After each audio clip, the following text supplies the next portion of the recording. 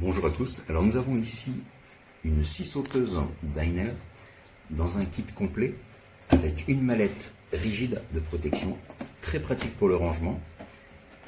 À l'intérieur, elle est livrée avec une batterie de 2,5 ampères, un chargeur 3 ampères.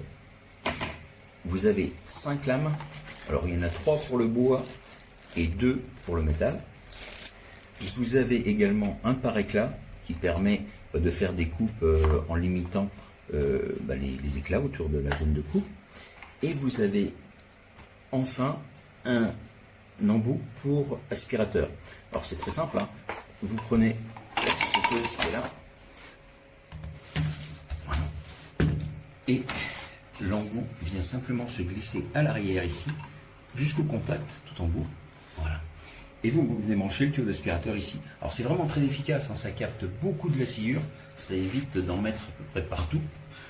Pour ceux qui manipulent les scies sauteuses, c'est quelque chose qui s'avère très très utile. Alors vous avez ici aussi un écran translucide qui permet de bien voir la zone de coupe et d'éviter les projections vers l'avant. D'accord. Alors le pare-éclat, lui, vient se fixer à ce niveau-là, en dessous. Hein. Vous voyez que vous avez une molette, un guide lame, ici, qui est bien pratique parce que la tête manque un tout petit peu de rigidité. J'ai un petit peu de jambes latérales, alors ça pourrait fausser un peu la précision, mais avec le guide lame, c'est bien compensé. Alors ici, vous avez le réglage du mouvement pendulaire, puisque ici la tête, vous voyez, peut bouger. Alors bien sûr, plus la lame est inclinée en avant, elle va faire des mouvements comme ceci en coupant, ce qui va vous donner une coupe plus rapide, mais un peu moins nette. Hein. D'accord, donc ici, je suis en fixe, c'est-à-dire en fait c'est la molette qui empêche à la lame de s'incliner, et ici, j'augmente le mouvement pendulaire avec une molette qui est de plus en plus souple et qui applique moins de pression sur la lame, ce qui permet de donner l'amplitude maximale lors de la coupe. Au niveau de la profondeur de coupe, j'ai un mouvement de coupe de 20 mm de profondeur. Alors elle est capable, cette scie sauteuse, de couper à peu près jusqu'à 70 mm de bois et 8 mm dans le métal. Ça dépendra bien sûr de la nature du bois et du métal. Et aussi de la batterie que vous avez. Hein. C'est sûr qu'avec une 4 ampères, vous aurez un petit peu plus de puissance qu'avec une 2,5. On va y revenir parce qu'il y a quand même un petit inconvénient sur ce produit, c'est son poids. Alors un inconvénient, attention, hein, je relativise en fonction du prix, je trouve que c'est un excellent produit.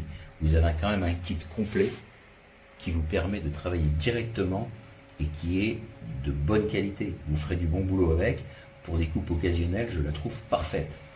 Alors, au niveau du poids, elle fait toute seule comme ça, alors avec la lame de scie montée, telle qu'elle est là, sans la batterie, j'ai quand même relevé 1663 grammes. La batterie 2,5 ampères fait 465 grammes, ce qui amène quand même le total à 2,128 kg. C'est un peu lourd pour une scie sauteuse. Alors l'avantage, c'est que ça donne une bonne stabilité. Donc quand vous êtes sur la planche en train de couper, ça vous permet de bien guider votre scie sauteuse. Par contre, quand vous faites des coupures sur les bordures, on sent un peu le poids. Hein. Sinon, au niveau de la batterie, ici, il y a un truc important, c'est que ça fait partie du système PowerX de Dynel. Donc, vous utilisez les mêmes batteries pour tout leur outillage. Toute la gamme PowerX, vous pouvez partager les batteries.